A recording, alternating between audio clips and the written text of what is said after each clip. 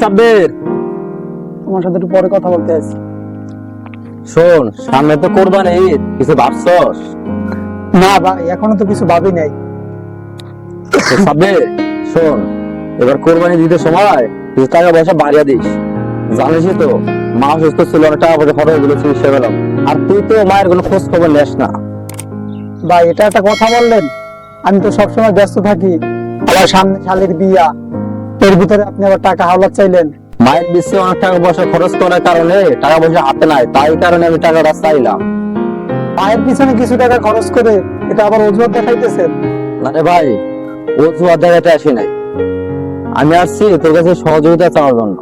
কিছুদিন পরে আমি আবার তোর টাকা তোর ফেরত দিয়ে দিন।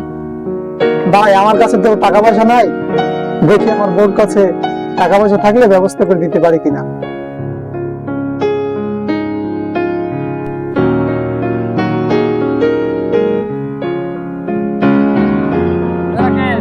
হ্যাঁ জি ভাই।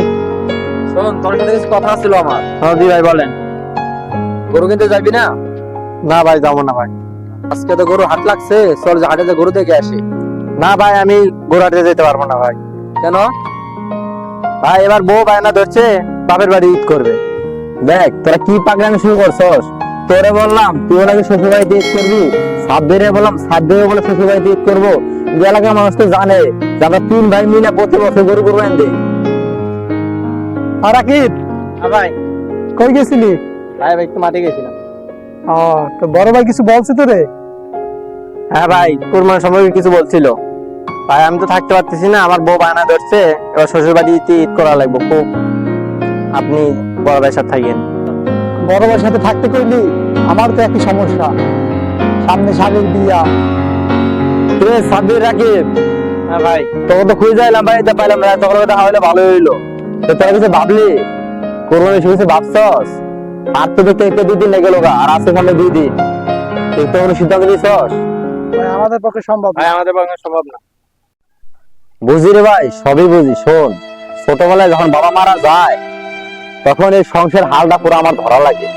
তবে পড়াশোনা করাইতে, খাওয়ান খরচ করাইতে, বর্মসব দিতে আমার অনেক কষ্ট হয়েছে, বুঝছস?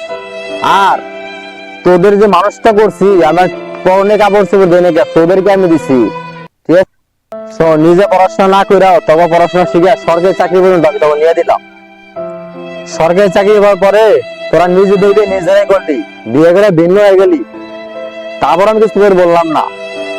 সমস্যা নাই, এবার ঈদে আমার সমর্থ যা আছে বলে মারে নেবে, একটা ছাগল কোরবানি দিব। তা তোদের মতো স্বার্থপর ভাইদের আমার দরকার দরকার নাই।